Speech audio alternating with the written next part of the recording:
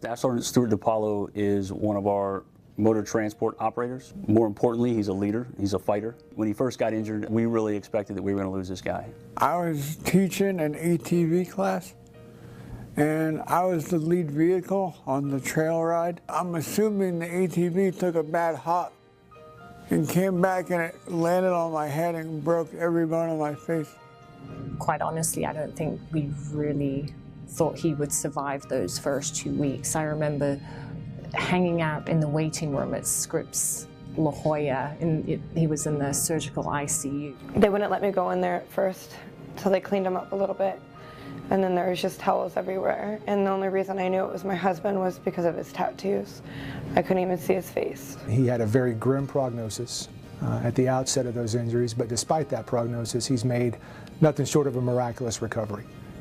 He spent time at Scripps Memorial Hospital here in the local area, and he spent about 2 years up in the VA at Palo Alto, going through some pretty intense recovery regimes and making what amount to some incredible steps toward his own recovery as well.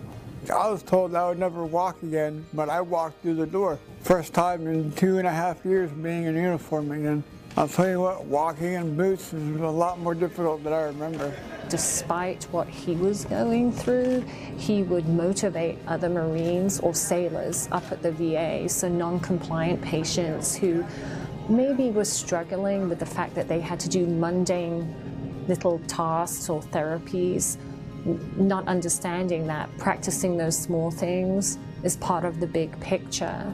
And he was able to kind of mentor them and guide them into their own recovery. So he's been inspiring people all along the way. You'd be amazed at the things you can do when you put your mind to something.